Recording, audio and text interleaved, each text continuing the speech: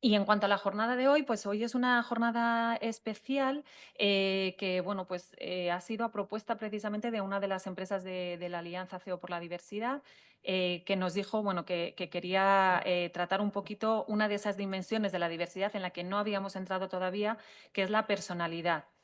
Bueno, la vamos a abordar a través de las ciencias del comportamiento y bueno, aunque ahora presentaré a nuestros invitados, bueno, pues queremos un poco profundizar, ¿no?, en esa personalidad y en los factores biocognitivos que la conforman. Así que sin más, antes de presentaros a nuestros ponentes invitados, pues vamos a dar la bienvenida formal y para ello contamos con Francisco Mesonero, director general de Fundación ADECO, y Ángel Sánchez, director general de la Fundación COE.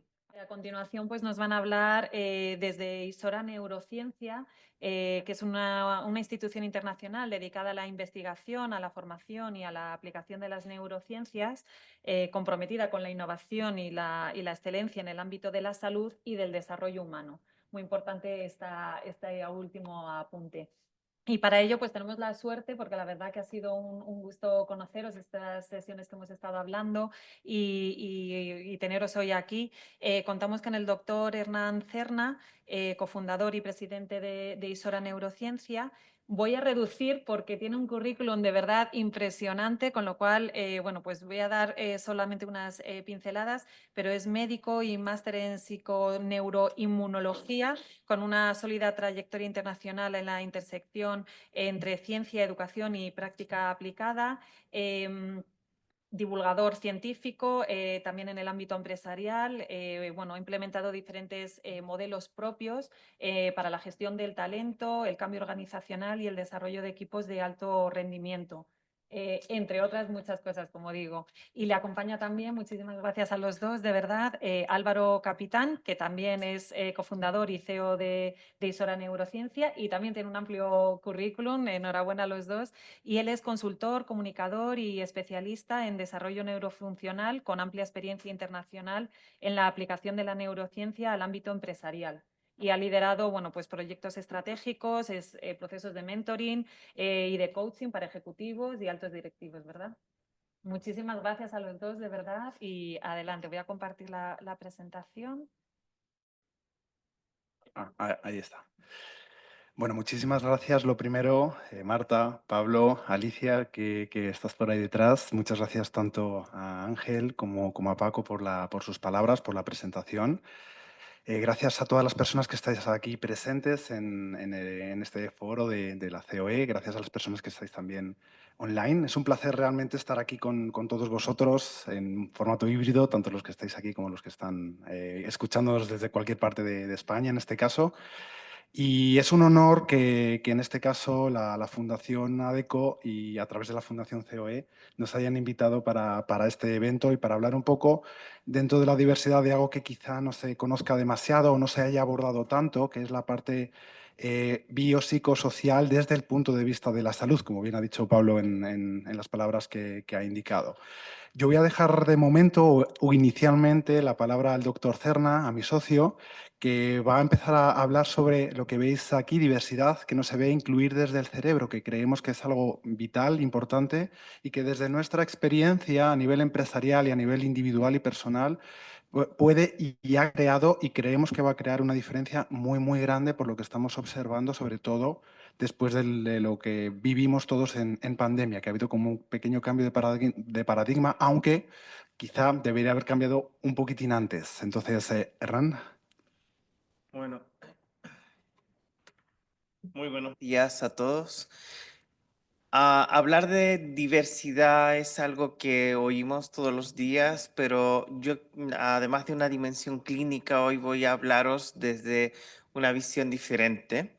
Em, Cuando nos referimos a diversidad, muchas veces estamos viendo a las personas de al otro lado, ¿no? Pensamos en diversidad cuando vemos al otro y hoy la reflexión va hacia nosotros mismos y nos daremos cuenta que ser diferentes es lo más común.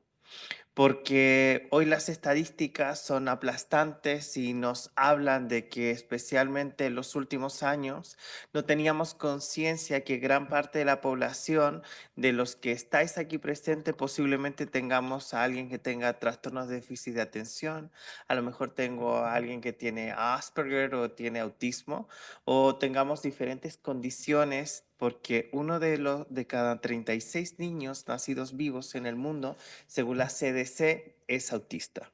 Y ahí solamente estamos hablando de una área del espectro que es muy pequeña. El autismo es una parte pequeña de lo que hoy llamamos neurodivergentes. Los neurodivergentes son todas esas personas que su cableado, para decirlo de una forma cerebral, no funciona con la estructura estándar de cómo se planteaba hasta cierto tiempo. Pero es muy interesante encontrarnos con personas con 60 o 60 y algo años, como ayer tuve la oportunidad de conocer a una persona que con 63 años recibió el diagnóstico de autismo. Entonces, puede que tu padre, tu hermano o tú mismo tengas una condición que desconoces, pero eso es una de las áreas de la neurodiversidad biológica que podemos ver. Pero hay muchas más. A veces un cambio de conducta de nuestra pareja, una inflamación por la mañana, despiertas por la mañana y dices, ay, qué bien estoy y tengo el estómago desinflamado y después de comerme algo, una pipa, se me inflamó después de estar con la concentración y el foco muy puesto por la mañana, tomas desayuno, la mejor comida del día y dices, ¿qué era lo que tenía que hacer?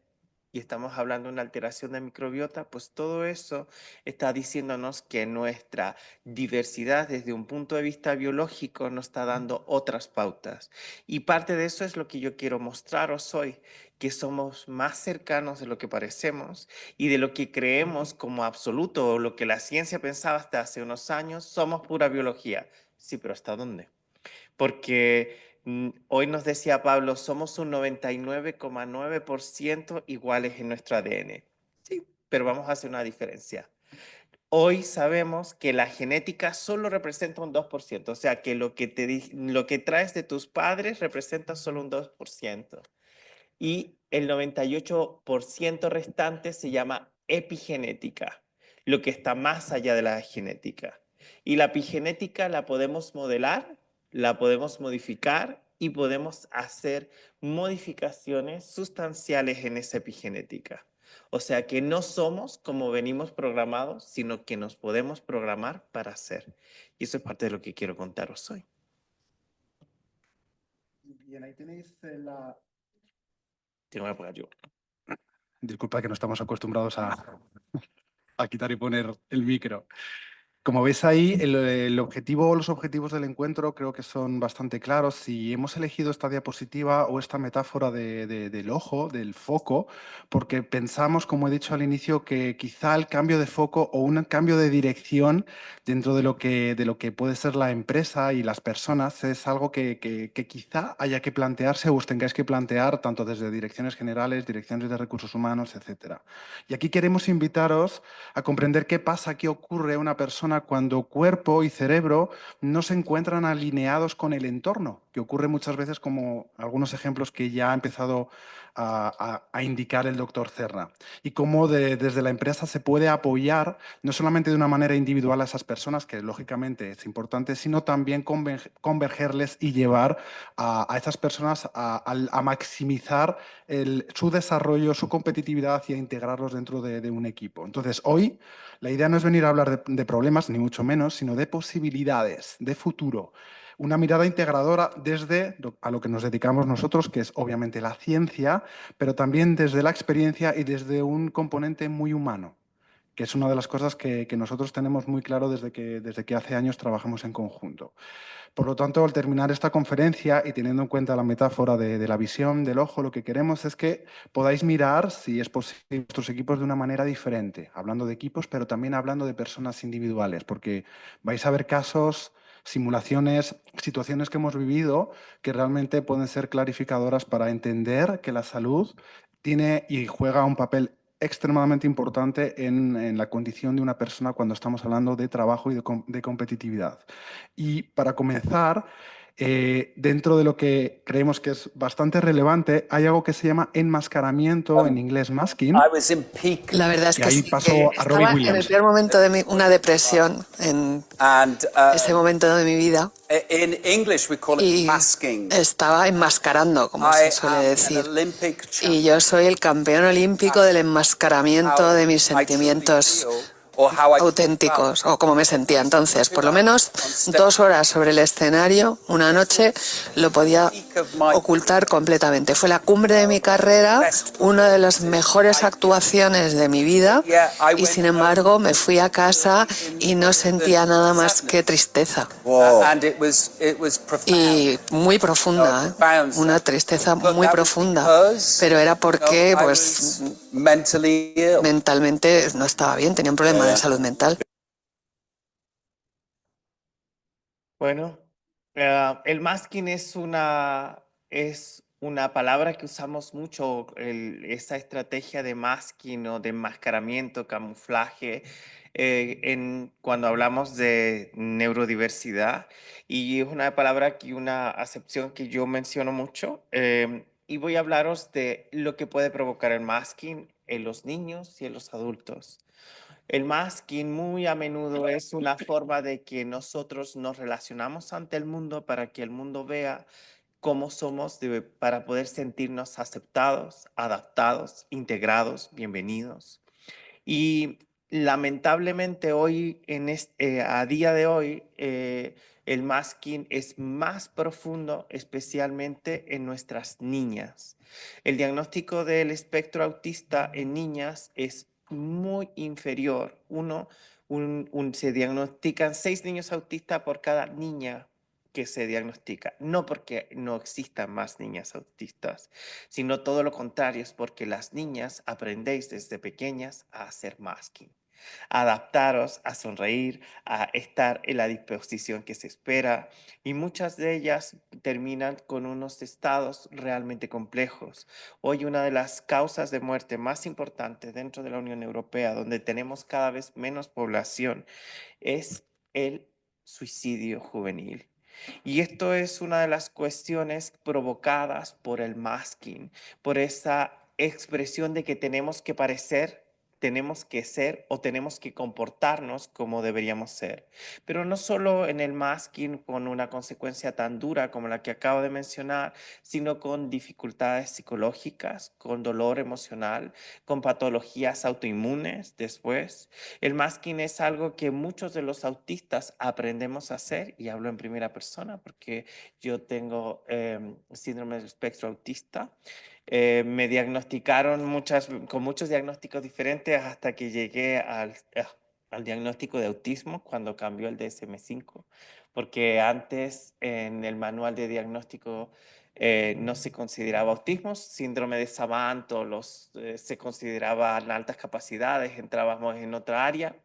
Y el masking, pues me provocó con 12 años un infarto agudo del miocardio, que en muchos otros pacientes especialmente se ha detectado, se llama Takotsubo, que se llama síndrome del corazón roto, y que es una expresión que ya sabemos que tenemos neuronas en el corazón, hay unas 70.000 neuronas dentro del corazón. Eso nos ocurre cuando alguien dice me rompieron el corazón, cuando nos deja nuestra pareja, y que es tan importante ese duelo emocional de la pérdida de esa pareja como con la pérdida de un ser querido, porque a diferencia de que cuando se muere alguien, pues no hay otra opción, pero cuando alguien te deja, tú no eres la opción. Y así lo interpreta ese síndrome corazón roto, y la persona lo somatiza y lo termina viviendo. En mi caso no era eso, fue una cuestión diferente, pero que mi corazón terminó somatizando porque yo tenía que aparentar ser, tenía que parecer ser, y no me podía quejar, no podía opinar, y simplemente me dedicaba a leer. Entonces, mientras eso ocurría, pues para poder ser adaptado, pues mi corazón decidió hacer algo diferente. Pero bueno, yo no soy el motivo de esta conferencia, estamos hablando sobre el masking, y en este masking está este camuflaje muchas veces se da en condiciones físicas importantes. Y hoy vamos a compartir la historia de una de las clientes de Álvaro, que después llegó a mí, pero partió siendo cliente de Álvaro esta persona. Os voy a contar la historia de esta persona, Elena, nombre real, obviamente no puedo decir apellidos y demás. Como veis ahí es directora y hablo en presente porque aún hoy, es directora de proyectos en una empresa tecnológica española. Ella era una persona de bastante éxito, con unos resultados, la verdad, bastante llamativos, en positivo en este caso, pero hubo un momento que su rendimiento excepcional empezó a bajar. Esto ocurrió en un periodo de 18 meses, año y medio. Ella se empezaba a encontrar mucho más cansada, sin energía. Obviamente las reuniones, sobre todo matutinas, le costaban una barbaridad atender el foco, la mirada del ojo que hemos visto antes, tenía bastante dispersa y no era capaz de concentrarse, tener atención, la memoria fallaba, etc. En ese tiempo ella se esforzaba, se esforzaba, se esforzaba y bueno, no había resultados. De hecho, dentro de las evaluaciones internas de la compañía, sus responsables empezaron a evaluarla de una manera, obviamente, en este caso, peor. Ella se esforzaba más, pero tenía más sueño, tenía más incapacidad y llegaba un momento en que la situación para ella personalmente se volvió insostenible. Ahí fue cuando la compañía nos contactó, nos contrató, en principio para darle una última oportunidad y para realizar un proceso de coaching ejecutivo, que como ha comentado antes Marta, es una de las cosas que hacemos. Entonces, yo antes de nada hablé con la compañía, me entrevisté con Elena en este caso, y me dijeron un poco las competencias que bajo la compañía y que también Elena estaba de acuerdo, tenía bueno, que mejorar, pero yo dije que no iba a hacer nada de eso al inicio, que yo quería hacer una serie de evaluaciones iniciales, que es lo que hacemos normalmente en Isora, que tienen que ver por un lado con un test epigenético y por otro lado con un test de escucha, ¿de acuerdo? Entonces lo que comprobamos ahí, y por eso ha comentado el doctor Cerna, que luego le pasé como el caso, por decirlo de esta manera, era que ella no tenía ningún problema a nivel de psique, a nivel del cerebro, nada, no ocurría nada. Era un problema básicamente a nivel fisiológico, a nivel hormonal. Y aquí que termino, lo que ella tenía era el síndrome que se llama de Hashimoto o tiroiditis de Hashimoto, que es una condición autoinmune que afectaba directamente a su metabolismo. Yo comencé a hacer la pregunta cuando la vi, porque la vi en consulta. Álvaro me trae su test epigenético. El test epigenético es algo muy sencillo. Extraemos una muestra de 5 folículos, sacamos 5 cabellos y con esos 5 folículos en 20 minutos tenemos resultados de vitaminas, aminoácidos, minerales y toda una serie de información de esa persona. Y cuando yo la comencé a ver y vi que todo eso no estaba en su sitio, para mí era bastante claro, pero necesité hacerle preguntas. ¿Tienes mucho frío? Sí. Bueno, realmente tenía mucho frío, estaba abrigada, muy abrigada para la época que era. Había cambiado, si veis la coloración de la piel de la imagen, había cambiado su color de piel, tenía el cabello quebradizo. Había una serie de síntomas que indicaban que había algunos cambios. Estaba inflamada. Bueno, entonces comenzamos a verla. Para mí era muy claro el diagnóstico, pero le pedí análisis clínico y efectivamente, pues ella tenía Hashimoto. Entonces, cuando comenzamos a tratar cambiando la dieta, la forma en que se organizaba, su médico le comenzó a dar toda una serie de acciones y recomendaciones médicas. Le dimos los alimentos que tenían que ser adaptados, porque Hashimoto hay que organizarlo especialmente también por la dieta. En menos de 2 meses, 3 meses como mucho, pues recibimos la llamada de recursos humanos diciéndonos qué le habíamos hecho. O sea, esa fue la pregunta, porque ¿qué le hiciste? O sea, porque está igual que antes o mejor que antes.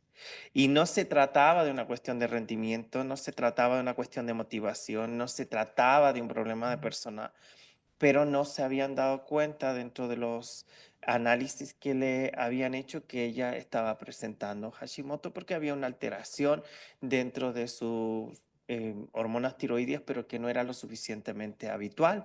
Entonces pedimos una prueba extra que se llama T3 reversa, que en España no se usa habitualmente, y cuando vimos los resultados de la T3 reversa, efectivamente era Hashimoto. ¿Qué nos dice esto? Nos dice que muchas veces nosotros estamos evaluando y etiquetando a las personas por cambios dentro de su comportamiento, en las formas en que actúan, en la manera en que se comportan y creemos que tienen que ver con una cuestión actitudinal, que tienen que ver con un factor de motivación, pero hay muchos otros factores que pueden estar influyendo en la estructura en cómo ese cerebro está operando. Entonces, entender las diferencias desde nuestra propia evaluación, desarrollar ese autoconocimiento nuestro, evaluarnos y empezar a mirarnos de cómo estamos, qué cosas están ocurriendo, especialmente con nuestras hormonas, porque cuando hablamos de hormonas muchas veces hablamos de hormonas femeninas, pero nosotros también tenemos hormonas y esos cambios hormonales generan retraimiento. Retraimiento, cansancio, falta de foco y de atención. Por ejemplo, hoy se habla mucho del trastorno de déficit de atención con hiperactividad, pero realmente para nosotros los neurocientíficos no es tal. O sea, no existe para nosotros esa definición exacta como trastorno de déficit de atención con hiperactividad, como podéis ver algunos de estos personajes que tienen aquí.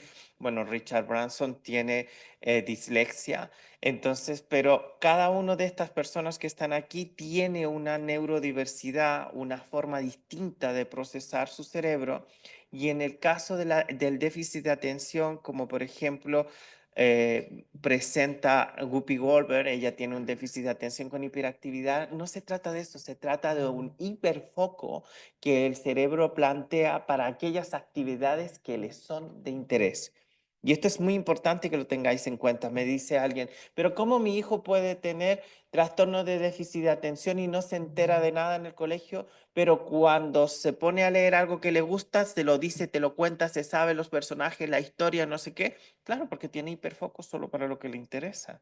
Entonces, ese enfoque, el que no está llegando a la misma forma en que estamos procesando y muchos grandes directivos y muchas personas que están en vuestros equipos tienen condiciones donde su cerebro está funcionando de manera diferente. Richard Branson, por ejemplo, como podéis ver ahí, tiene dislexia.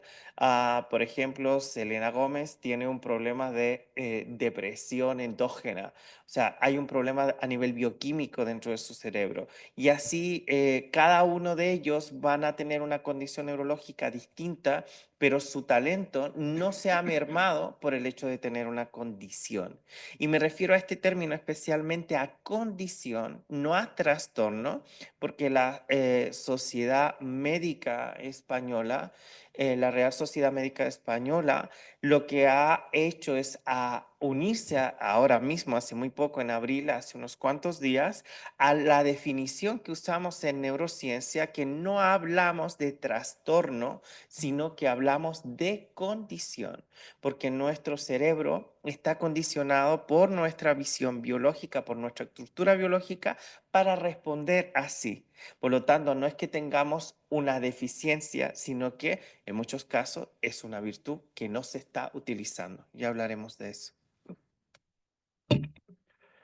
Bueno, en la slide anterior habéis visto unas cuantas personas famosas, digámoslo así, o conocidas, que están dentro de la neurodiversidad. En este sentido, podríamos llenar casi 50 slides con diferentes personas, deportistas como Leo Messi, personajes de ficción como Sheldon Cooper, el personaje de Big Bang Theory. Muchas personas y personajes están dentro de lo que es la neurodiversidad o las conexiones neuronales diferentes. Pero esto a nivel estratégico tiene un coste enorme. Es algo que hemos denominado y que hay papers científicos e incluso en prensa ha salido como la crisis silenciosa. Ahí tenéis una cantidad enorme, 14.600 millones de euros en bajas laborales. Muchas de ellas tienen que ver con situaciones biológicas, fisiológicas que no han sido detectadas a tiempo, como el caso a lo mejor que habéis visto antes de Elena, que afortunadamente para ella todo eso cambió simplemente viendo a la persona o personas correcta y con el diagnóstico correcto. Hay un aumento del 120% en bajas por salud mental estos últimos 7 años, sobre todo a partir del año 2020. Y bueno, 468.000 bajas por problemas en los primeros 9 meses de 2024 a nivel de salud mental. Lo que más llama la atención o es llamativo bajo mi perspectiva es esa duración que es de 2,3 veces mayor que otro tipo de bajas. Y eso puede que, según expertos y especialistas, va incluso increciendo y en aumento. Entonces, esta parte, creemos que más que una cuestión ética, y aquí Pablo lo ha dicho bajo mi perspectiva muy correctamente y muy acertado, creemos que es una ventaja estratégica para las organizaciones el poder abordar todo esto que estamos comentando, no solo desde el punto de vista de la neurodiversidad, por supuesto, pero también de lo que está ocurriendo a nivel físico, fisiológico en una persona. Muchas veces cuando hablamos de estos conceptos como los que aparecen aquí y hablamos sobre alguna situación de salud mental, lo vemos como un estigma y lo que tenemos que pensar es que es una situación transitoria, circunstancial de lugar. Y esto es muy importante que lo tengamos en cuenta. Muchas de las condiciones de salud mental son transitorias, son circunstanciales, tienen que ver con factores medioambientales, epigenéticos y no necesariamente con la estructura profunda. Y me voy a ir hacia atrás para responder o resolver una cuestión importante que dije sobre epigenética y genética que a lo mejor no quedó tan claro. Si nosotros tenemos un panel aquí enfrente y tenemos 100 botoncitos, de esos 100 hay dos que vienen predestinados que no podemos mover y no podemos alterar, que tienen que ver con nuestra estructura cromosómica de lo que vienen heredados de nuestros padres. Pero el 98% restante sí. Y eso podemos influirlos con la dieta, con la alimentación, realmente el estilo de vida, con las horas de sueño, con una serie de otros factores que van a estar influyendo en los desencadenantes de nuestros propios sistemas, como la serotonina, las endorfinas y todo esto que va a tener una diferencia importante. Ahora, es fundamental entender que cuando una persona tiene una situación de salud mental, no representa una inestabilidad constante de esa persona. Y hay clientes míos que yo he tenido la oportunidad de ver que prefieren decir que una persona de su familia, el padre de una de ellas, me dice, no es que tengo que ver a mi padre porque tiene cáncer. Y toda la historia de su padre era cáncer y su padre tiene un problema de salud mental. ¿Por qué? Porque el problema de salud mental se podría pensar que ella o él tienen una condición o van a desarrollar una condición genética parecida. Entonces, estamos enfrentándonos a un problema realmente complejo cuando es mucho más fácil asumir una enfermedad catastrófica que hablar de una situación de salud mental que podría ser temporal. Y por otro lado, tenemos que desetiquetar el concepto de normalidad. ¿Qué es normal? ¿Qué es normal dentro de lo que nosotros estamos diciendo? No es que tú fuiste siempre rarito, me decía mi tía a mí, ¿no? Bueno, lo sigue diciendo. Tú siempre fuiste rarito. ¿Cómo te aprendías estas cosas y sabías en qué página estaba esto y en qué tal? O sea, tú eras rarito. Entonces, siempre fuiste rarito. Entonces, y me dice, pero es que tú tendrías que ser más normal, como tu primo, que no piensa esas cosas que piensas tú. Entonces, yo no sé quién es más normal, ¿vale? Pero, pero en realidad eso habla de que tenemos cerebros muy diferentes.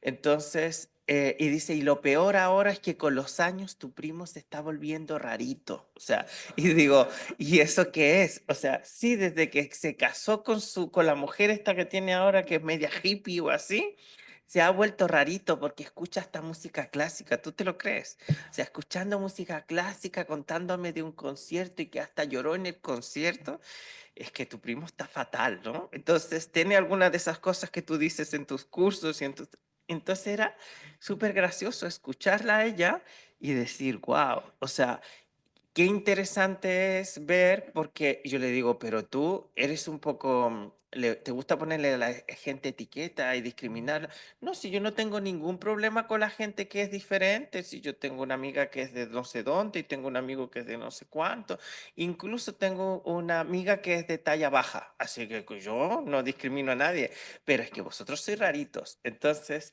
Claro, cuando nos vemos en este eje de la diversidad, pensamos que ser diverso tiene que ver con el género, tiene que ver con el color, tiene que ver con la etnia, pero no nos olvidamos del procesamiento sensorial, del procesamiento físico. Si vosotros ves que estoy con los ojos abajo es porque yo tengo hiperestesia y una de mis hiper es la hiperacusia y tengo también un poco de hipersensibilidad a la luz. Entonces, con esa hipersensibilidad a la luz, en todas las fotos aparezco un poco más achinado de lo que soy, ¿no? Y esa es una de las cosas que hace que favorezca mi ojo y fue una de las que me sorprendió hace unos años cuando me fui a estudiar medicina china a Colombo y mi profesor me dice, pareces oriental, pero tienes problemas de oído porque escuchas demasiado. Digo, ¿por? Dice, claro, porque la mayor parte de los occidentales que tenés miopía tenés un problema de oído, porque cuando tú no escuchas dices, ¿qué? Y entonces frunces el ceño, tiras de los músculos oculomotores y te vas quedando más miope, pero no resolviste el problema del oído. Y ese es el gran problema que ocurre en nuestra sociedad, que le damos mucha atención al ojo, pero nos olvidamos de escuchar. Escucha como la capacidad de prestar atención, de ver al otro en otra dimensión, no solamente de audición que es mecánico.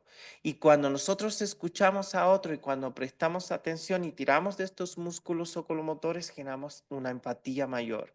Estamos trabajando en esa dimensión, pero cuando vamos al médico o a veces hablamos con nuestra mujer, nuestros hijos, no le prestamos atención, no hay contacto visual y nos estamos volviendo más autistas de lo que los autistas realmente somos, porque estamos perdiendo esa conexión con esa humanidad importante que nos caracteriza. Entonces, debemos cambiar el entorno, modificar el medio ambiente y hacer diferencias para que nuestras neuronas tengan la posibilidad de cambiar, de evolucionar, de integrarse, porque cuando alguien me dice, no, es que yo tengo mucho que cambiar, digo, es que tú no eres unas zapatillas del Corte Inglés, que vas, te las compras y las cambias por otras, o sea, mejor piénsate como en un móvil, o sea, sacas la evolución de lo que ya tenías, o sea, lo que ya tiene funciona, vamos a agregar alguna otra alternativa a esto, ¿no? Entonces, la capacidad de adaptarse de nuestro cerebro va más lenta que la capacidad de nuestra tecnología hoy a la adaptación. Por eso, el exceso de estimulación de la luz azul hace que de repente tengamos depresión sináptica, es decir, que ¿qué es lo que dijo en la mañana mi jefe? ¿Qué era lo que tenía? Porque tenemos una sobrecarga de estimulación de nuestros músculos oculomotores. Nuestros ojos descansaron. El ojo no está pensado para que esté funcionando todo el rato y con tanta actividad. Por eso tenemos los párpados, si no, no los tendríamos. Entonces, el 90% de la actividad sensorial diaria de tu cerebro, el 90% pasa por tu oído.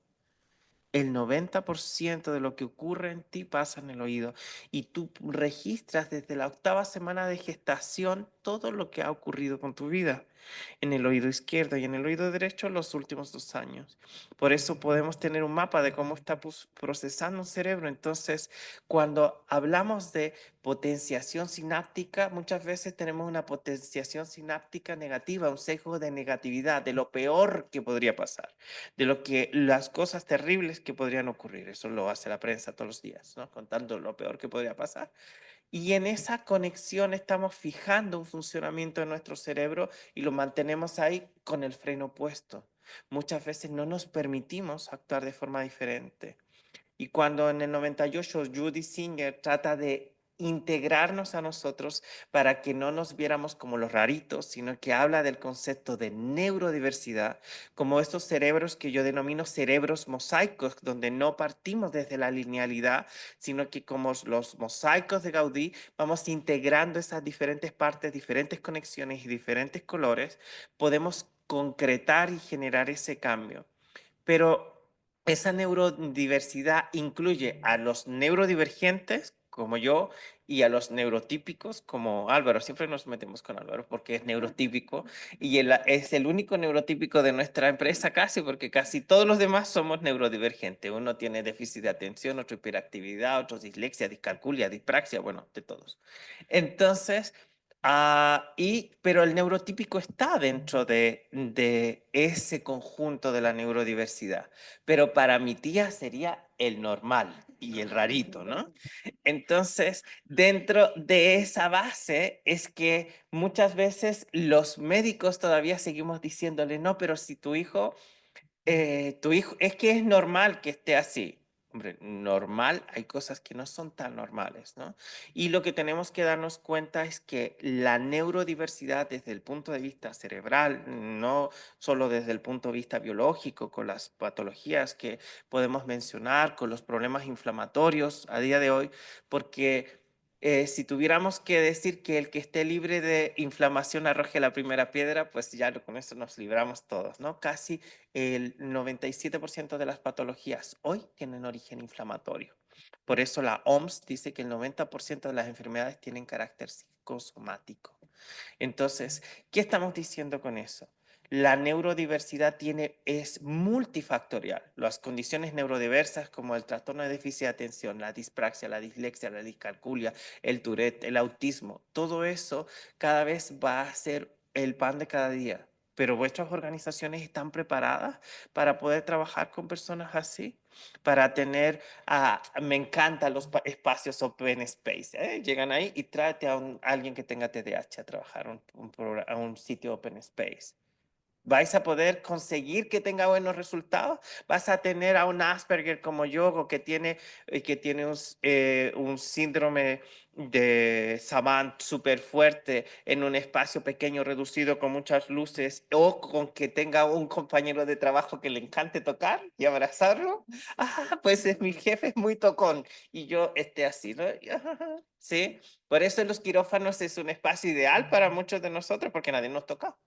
Entonces el paciente no se mueve, está ahí y tus compañeros de al lado te van a tocar en una emergencia, pero sabes cómo moverte. Entonces, claro, nos molestan las luces, pero nos podemos acomodar y podemos ponernos gafas para poder estar en un quirófano. Pero claro, tenemos que integrar a un super diseñador. Nosotros tenemos uno en el equipo de We Are Speaker, que es una fundación americana, que es fantástico, fantástico, su trabajo es increíble, pero no puedes llamarle nunca por teléfono. Nunca le puedes escribir, o sea, mandar ningún mensaje de voz porque a él no le gusta su voz. Entonces, él todo lo hace por mensajes de texto, lo hace por correo y te dice, ok, ya lo hago.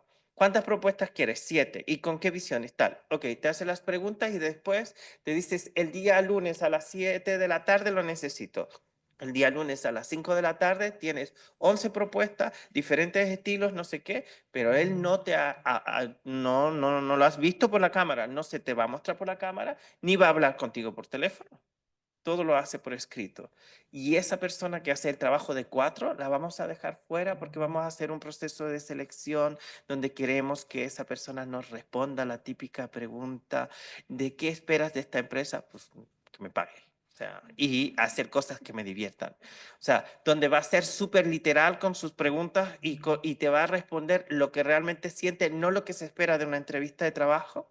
O sea, nos vamos a perder el talento de esa persona porque tiene una conexión con eso o porque alguien tiene un problema endocrino o que de repente tiene que ir muchas veces porque al baño. Es que no está trabajando adecuadamente esta persona, me dijo un directivo de una empresa que no voy a decir cuál es, porque es que va como 18 veces al día al baño. 18 veces al día, entonces no está rindiendo lo que debe rendir. Y realmente iba unas 18 veces al día o más, pero se iba con el móvil, respondía a los mensajes, o sea, no era capaz no desconectaba nunca y tenía un problema metabólico. Se resolvió el problema metabólico, dejó de ir las 18 veces al día al baño o durante el periodo de trabajo, pero no nos hacemos la pregunta detrás de la pregunta, que es ¿cómo puedo hacer yo para que esta persona me escuche? ¿Cómo puedo hacer yo para hacer que esa persona se sienta escuchada? ¿Qué puedo hacer diferente a lo que estoy haciendo hasta ahora? No, nos preguntamos por qué no cambia, cuándo va a cambiar, por qué no nos prestan atención y las preguntas son preguntas inadecuadas. O seguimos asociando el estrés como algo negativo. ¿Cuántos de vosotros pensáis que el estrés es malo? ¿Qué? ¿Cuántos de los que estáis aquí piensan que el estrés es algo malo? Pues nos tengo que decir que el distrés, o sea, la falta de estrés, es mucho peor. Es mucho peor porque el cuerpo se está preparando para morir. O sea, en serio, es distrés. O sea, un estado de distrés es mucho peor que un estado de estrés. Estrés de atención. Ahora mi cuerpo tiene un nivel de estrés porque estoy hablando, estoy comunicando, pero es para mantener el foco. Si no tenemos un nivel de estrés adecuado, no tenemos foco. Si hay un estrés agudo que puede ser producido por un médico de urgencia, tú esperas que cuando entra la persona que se ha cortado el brazo se quede así, te diga, bueno, cuénteme qué ha pasado, a ver qué le ocurrió, mira qué majo, ¿le duele? No, o sea, tiene que tener un nivel de estrés para que actúe así. A lo mejor alguien con menos estrés pues tendría que estar en otro servicio, en dermatología, en otro sitio, pero no ahí. Entonces necesita esa capacidad, ese punch para poder que ese estrés sea positivo. Ahora, la desadaptación de tener estrés cuando no toca es una de las dificultades que tenemos que comprender. Ese estrés de estar respondiendo es un estrés natural que tiene que nuestro cuerpo experimentar, pero el exceso de estrés nos lleva a reaccionar cuando no toca. Entonces es como lo que nos pasa mucho a los médicos, que viene la señora María que no tiene ningún problema de salud, que está súper bien en casa, pero va al médico, le sube la presión, tiene taquicardia, le da arritmia, síndrome de la bata blanca. Por eso nos hemos quitado las batas blancas, no sé si sabíais. Porque a la gente esa disposición de ver a alguien que está, me va a encontrar algo. O sea, me va a encontrar algo, seguro me ve y me va a encontrar algo, me voy a enfermar, me va a dar pastillas. Y esta es una de las cosas que tenemos que aprender. O sea, un bajo estrés crónico en el cerebro. El cerebro llega a un momento donde dice, tengo tanto estrés y todo me provoca estrés que tengo que poner una palanca de cambios o poner un freno de mano o poner una velocidad crucero. El problema es que la velocidad crucero cada vez va bajando más y eso va generando hábitos antiguos, sesgos cognitivos y empezamos a reducir nuestra capacidad de neurogénesis, es decir, tenemos neurogénesis después de los 90 años, ¿sabíais eso? Después de los 90 años seguimos teniendo neurogénesis. Tenemos nuevas habilidades, nuevas capacidades. Los señores mayores que se van al viaje de aquí, el viaje de allá. Yo tengo una amiga que me encanta. Ella se apuntó con 80 años a nuestro máster de coaching de salud porque decía que ya estaba harta de que le dieran un montón de cosas y no saber qué era lo que le venía bien porque le sentaban mal las pastillas, los suplementos y que ella quería hacer. Con 80 años, abogada, no sé qué, no tenía nada que ver con el área de la salud. Dice, yo no me voy a apuntar por el título, yo quiero aprender. Y claro, le daba la vuelta a todos sus compañeros, porque ella tenía un interés genuino con lo que hacía. Entonces, y tenía nueva generación de hábitos, nuevas acciones, nuevas cosas. Entonces, yo me acuerdo que estaba de visita en su casa y ella me dice, Hernán, tengo algo raro.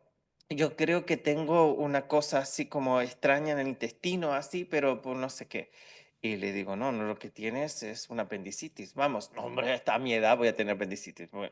Bueno, pues efectivamente tenía apendicitis. Y el médico le dice, ¿y usted no está asustada? No, porque el procedimiento es sencillo, me van a hacer esto, esto, esto, eso. Y el médico la miraba y decía, pero ¿usted cómo sabe todo eso? Porque para algo está internet, las redes sociales, y yo ya me he informado, entonces, y así tomo mejores decisiones.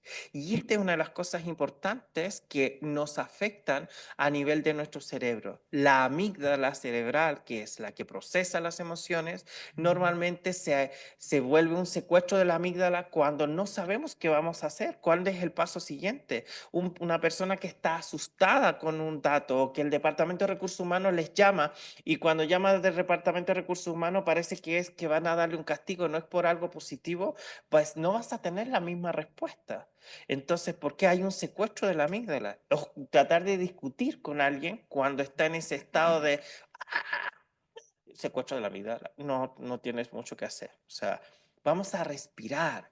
O sea, hay un ejercicio para hacer que nuestro cerebro actúe el sistema linfático, las glías, como el sistema linfático, pero el de limpieza del cerebro, que es simplemente hacer 3 respiraciones largas y profundas. Y nuestro cerebro entiende que todo está bien. Todo está bien. Y la gente ha hecho en estos últimos años con el TEA y con una serie de conexiones mostrando las capacidades extraordinarias de personas como las que están aquí, mostrándonos esas capacidades que puedan tener y grandes personas. Sí, pero lidia con ellos. Ahora está la moda, porque se está convirtiendo en una moda. Vamos a contratar a los autistas. Sí. ¿Y tienes a alguien que sepa cómo funciona un autista? ¿Conoces a alguien dentro de tu organización que lo sea? Porque vamos a contratar al autista, al Asperger, al no sé qué, al que tiene tal. Júntalos a todos. Júntalos. Júntalos porque yo estoy con ellos. Hace poco tuvimos una conferencia que es de una fundación española que está en Estados Unidos. Y que esa fundación promueve la felicidad y todo eso. Y claro, nos invitaron a nosotros a hablar de autismo, todos autistas. O sea, todos somos autistas los que estábamos ahí. Y cada uno de nosotros estaba en su crisis. Yo porque había exceso de ruido. Otro porque porque los espacios eran cómodos. Otro porque todas las comidas, las texturas eran raras y tenía hambre. Entonces, y no había desayunado. Entonces, todo tenía texturas. Y éramos 5 ponentes autistas. Y hubo uno de ellos que se bloqueó y no pudo hacer su conferencia. Y entonces decían, ¿pero qué vamos a hacer? No va a hablar. Dicen, no importa, otro lo va a hacer. Entonces, y otra de ellas se contagió porque ella es empath, entonces se conectó con la emoción y empezó a sufrir con él y los dos estaban con ansiedad. Entonces, ¿qué hice yo? Pues me senté al lado de uno de ellos, me relajé lo suficiente, tengo la suerte que tengo un marcapaso, entonces mi marcapaso me hace caso, bajó los latidos del corazón, me senté y se relajó y se durmió. La otra se relajó y ya no me molestaban para hacer mi presentación. Entonces, claro, pero las empresas que dicen, ay, vamos a contratar a los autistas para que nos den una conferencia.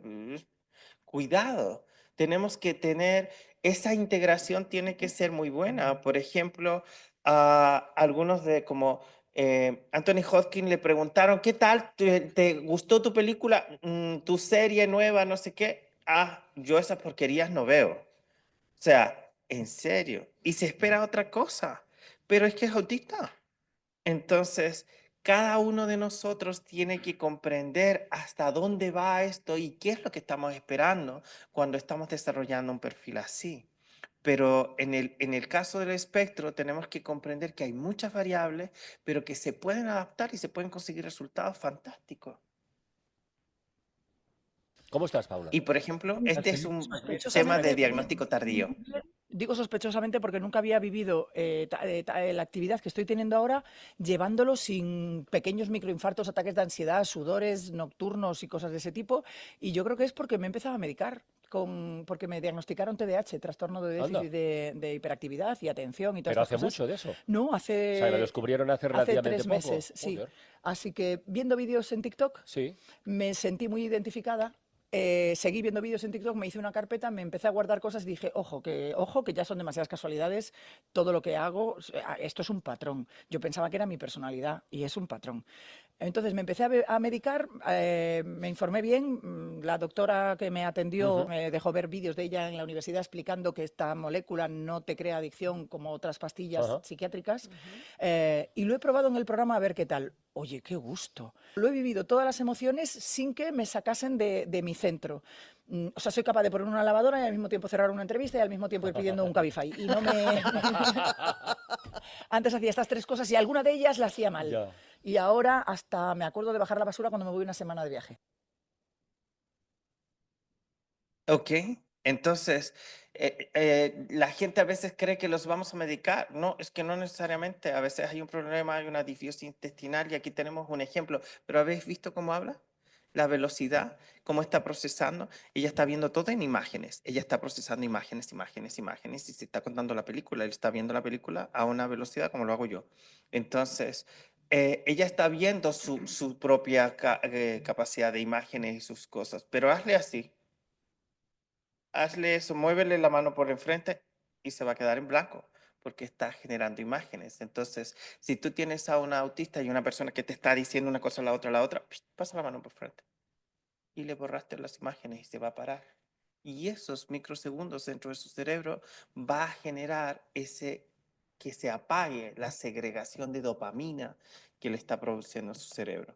Hoy por hoy, el hecho de dar un clic y de pasar rápidamente a otra cosa y a otra cosa hace que nosotros generemos dopamina, la respuesta rápida, ¿no? Y la gente lo asocia con felicidad, ¿no? Solamente nos está dando opciones para que reorganicemos. Entonces, hay recetas tan caras que tendríais que juntar mucho dinero para poder comprarlas. Y que decía mi profesor de medicina china que vosotros no compráis nunca y que los asiáticos compramos mucho, que es dormir bien. Esa es la mejor receta. ¿Tú sabes todo lo que ocurre cuando duermes? Cuando alguien no está durmiendo bien, no se están renovando sus glías, el sistema linfático no empieza a funcionar, o sea, tu cerebro no limpia, no terminas de producir testosterona, no produces una renovación de tu estado emocional. Todas esas estructuras que nosotros podemos renovar, sentirnos cuando tenemos una dificultad enorme, especialmente se ha demostrado que la ciencia, la mayor parte de los descubrimientos científicos vienen en la mañana siguiente, cuando algunos de nosotros nos vamos con una situación en la cabeza. ¿Y cómo resuelvo esto? Vete a dormir. Vete a dormir, no sigas dando vuelta, descansa tu cerebro, reduce la acción del sistema simpático y que comience a actuar el parasimpático y te vas a dormir y al día siguiente ya tienes ¡pup! Ese insight, esa respuesta para que podamos conseguir esa mejor decisión. Si haces lo contrario, comienzas a hablar contigo, pero si yo hago esto y luego hago lo otro y después sigues con una conversación eterna, lo que vas a hacer es que tu sistema inmunológico no termine de hacer su tarea. Nuestro sistema inmunológico es como un gran director de orquesta que está moviendo todos los hilos constantemente y haciendo que el sistema endocrino, el sistema linfático, la área coronaria, todo el sistema adrenal esté funcionando. Y si no lo dejamos actuar, podremos tener grandes dificultades. Y entonces, hoy uno de los grandes desafíos de nuestras organizaciones se llama sueño. El gran desafío de nuestras organizaciones es la calidad del sueño. Una siesta reparadora de 15 minutos. Instituciones como el TEC de Monterrey tiene un montón de sitios para que los alumnos duerman, descansen y tengan todo eso, especialmente por la actividad hormonal, para que sigan funcionando adecuadamente, pero lo hacen los profesores, los alumnos y están durmiendo en espacios donde renuevan su sistema para tomar mejores decisiones, para poder tener mejores resultados académicos. El sueño va a ser uno de esos grandes cambios y es una cosa que no genera un cargo a la organización demasiado grande, pero los resultados son muy positivos. Y las enfermedades autoinmunes, que en España van entre el 7 y 8% de diagnóstico de enfermedades autoinmunes, muchas de ellas tienen que ver con factores de sueño. Cuando el sueño no se estructura bien, comenzamos a desarticular la conexión entre el eje intestino-cerebro o cerebro-intestino y también entre el eje músculo-cerebro.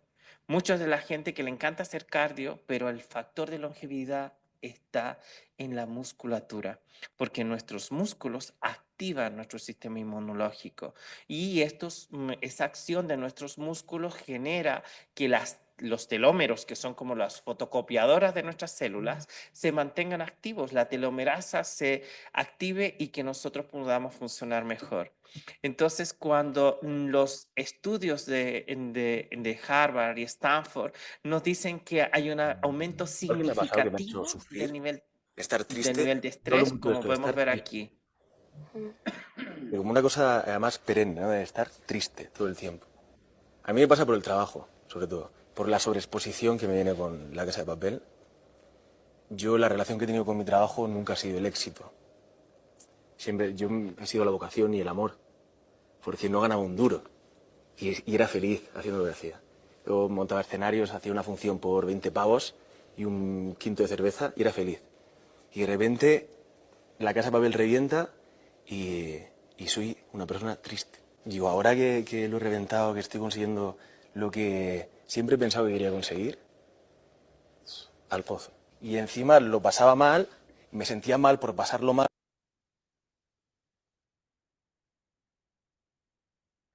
¿Cuántas personas llegan a ese estado severo y supuestamente lo tienen todo? Muchas personas con las que nos encontramos supuestamente lo tienen todo, pero se tienen a sí mismos. Tienen ese espacio para simplemente no hacer nada. No es que tengo que hacer algo.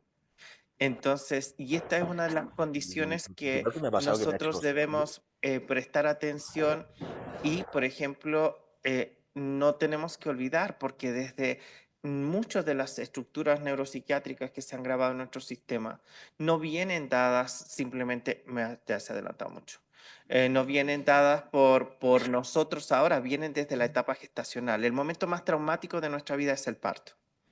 Entonces, si tu parto fue complicado o si tu mamá lo pasó mal, esa factura te llegará en algún momento, como antiguamente, no sé si habéis ido a Portugal y habéis ido conduciendo por las carreteras de Portugal, pero al año después te ha llegado la multa porque no pagaste, pasaste por el sitio donde había que pagar la carretera. Pues lo mismo pasa con las cosas que se grabaron a nivel inconsciente. Tú piensas, no pasó. Sí, pero llega un momento en que la cóclea se va conectando con la amígdala y todas esas acciones que nuestro oído generó y ya dices, ya no aguanto más, ya no puedo más, ya no soy capaz de procesar más porque se llenó el trastero de emociones. Y lo que proponemos en Isora y lo que trabajamos nosotros cuando hablamos de esta particularidad del cerebro es que no borremos los acontecimientos duros o difíciles de nuestra vida, sino que seamos capaces de quitar la carga emocional, que no tengamos sobrereacciones, sino que tengamos respuestas a eso. Y vayamos más allá del concepto de resiliencia malentendido, sino que comprendamos lo que Boris Cyrulnik nos explica con la resiliencia, que sea esa capacidad adaptativa de mirar con otros ojos aquella experiencia dolorosa, porque el dolor o el trauma que alguien puede haber experimentado no se puede evitar, pero el sufrimiento sí. Y por eso las técnicas de medicina moderna salvan tanta vida, porque hoy podemos hacer muchos procesos quirúrgicos gracias a los anestésicos. Antiguamente la gente se moría del trauma que le provocaba las cirugías que se hacían. Entonces, tenemos que entender que la madre nos transmitió una serie de información, pero los ovocitos de mi madre estaban en mi abuela y los ovocitos de mi mamá estaban en mi bisabuela y ese resultado soy yo. Es decir, toda esa información emocional que experimentan las mujeres de nuestra familia, por ello tan importantes, nuestras abuelas, nuestras madres, son el resultado de nuestras emociones hoy. Y todas esas emociones contenidas, retenidas, son lo que hoy llamamos factores epigenéticos. Y estos factores epigenéticos generan una serie de sobrecargas que hoy no tenemos oportunidad de expresar porque en TikTok, en Instagram, tenemos que poner la mejor foto. Tenemos que mostrarnos alegres y divertidos. Y mentira, la vida no es de color de rosa todos los días. No todos los días es alegre, no todos los días estás divertido y no todos los días estás en mejor disposición porque eso te hace humano. Si no, seríamos una máquina. Y esa humanidad es una de las cosas que no debemos olvidar. Y por eso tenemos que comprender que hay cosas que nos van a mostrar esa diferencia. Yo voy a compartir rápidamente el caso quiero que observéis el rostro de este muchacho, que tenemos permiso para contar su historia. Tenía 30 y tantos años cuando vino con nosotros. Normalmente su trabajo era muy bueno, él era deportista con 32 años, diseñador gráfico, y vino porque no se podía mover, llevaba 1 año y medio más o menos sin poder caminar. Ya sabéis que ellos hacen muchas cosas en plantilla, tenía que estar de pie para poder trabajar porque sentado no se sostenía más de 3 minutos porque tenía una protusión discal, una hernia discal, L5, S1, un dolor muy intenso, con una incapacidad de movilización, muy poca comunicación con el entorno, se veía que había algo de déficit de atención, yo comencé a verlo, vi que tenías bastante stock de cómo organizaba un papel y yo se lo movía y él venía a ponerlo en su sitio. Me encanta hacer eso con la gente que tiene TOC, mientras no me lo hagan a mí, porque también tengo, pero y comencé a trabajar con él y básicamente pues era un autismo no diagnosticado. Cuando comencé a hacerle una serie de preguntas, pues tuvo un trauma en el momento del embarazo y del parto. y una serie de otras cosas que nos hacían pensar en autismo. Comenzamos a trabajar con él y bueno, los cambios fueron significativos. Él no entendía por qué él tenía que ser amable con alguien. Llegábamos a un sitio donde había que comer en una reunión de personas que conocíamos y estaba él y él venía y tomaba el 80% de la comida que le gustaba y se la ponía en el plato y él no le importaba quién estaba alrededor. Digo, hombre, hay otras personas a mi lado, sí, pero que coman lo que quieran. O sea, ¿sí? Y más, o sea, estos eran algunos de los datos y a todo el mundo, él decía, yo no sé por qué le caigo mal a la gente si yo soy natural. Entonces, sí, ¿no? Y en esa estructura fuimos observando y cómo fueron, nos dimos cuenta que él tenía un gran masking para poder adaptarse. Fue excepcional su trabajo durante la universidad, pero no tenía mucha integración. Comenzamos a facilitar cambios, desgloses de las tareas, tenía feedback regular, una serie de cosas. Cambiamos su estructura y hicimos un programa de estimulación con él a nivel auditivo para hacer ese reset de su oído. Y bueno, básicamente hicimos ejercicios adaptados, una serie de cambios y en un tiempo récord recibimos este mensaje de él cuando venía bajando la montaña después de no poder caminar. Nos manda este mensaje. A ver si se escucha. Está Bon en dia, catalán. aquí, a mitjans de març.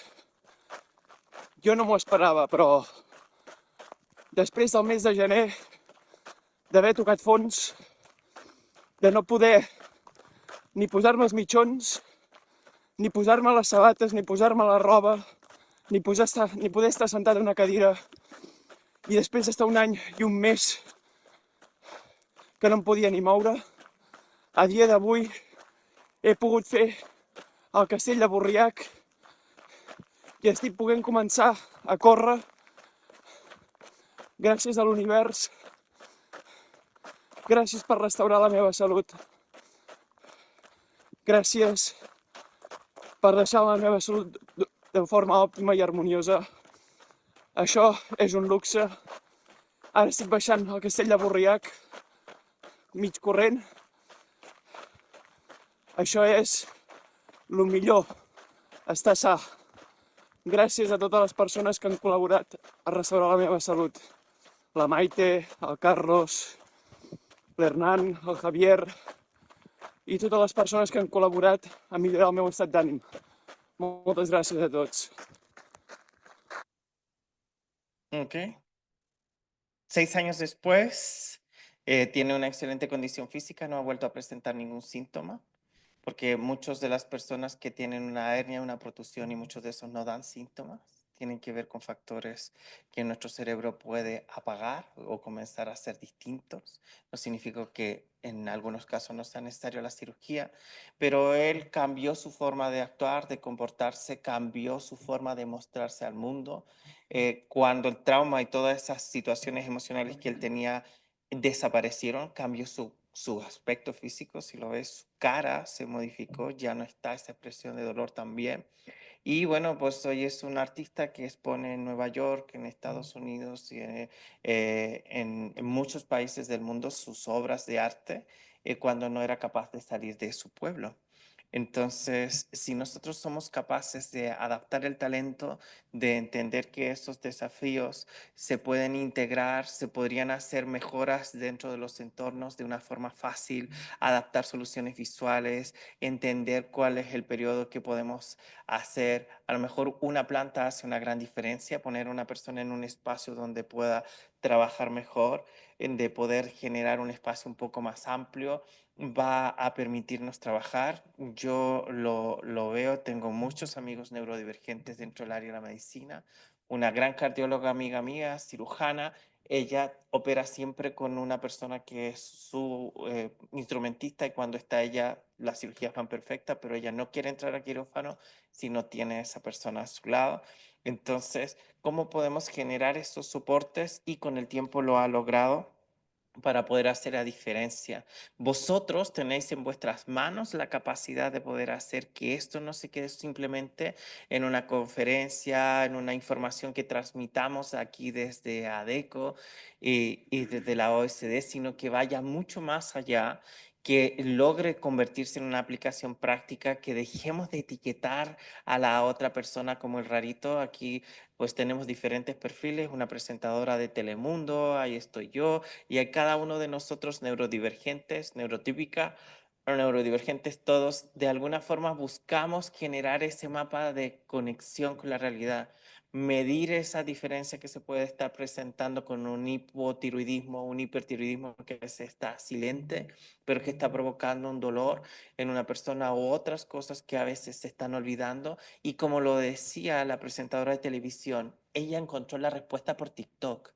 Cuando me dicen en recursos humanos, ay, que esto es muy complicado, no vamos a volvernos médicos aquí. Pero es que si en TikTok se está dando información inadecuada, ¿cómo vosotros que podéis tener acceso a información correcta no podéis acercarlo a las personas que lo necesitan? Creo que esa es parte de esa responsabilidad y que podemos hacer que nuestro cerebro, que esa plasticidad de él se pueda moldear en virtud de lo que necesitemos. Démonos esa oportunidad, hagamos la diferencia y contribuyamos a que eso pueda ser medible, objetivable. Tenemos las respuestas, las formas de cómo hacerlo y estamos muy agradecidos de poder haberos acompañado en este camino, porque sé que es posible y si algunos podemos hacerlo, pues hagamos esa diferencia y hagamos que cambiemos el mundo una persona a la vez, no más. Cuando partimos con uno, se puede hacer un efecto multiplicador como hacen las neuronas. Muchas gracias.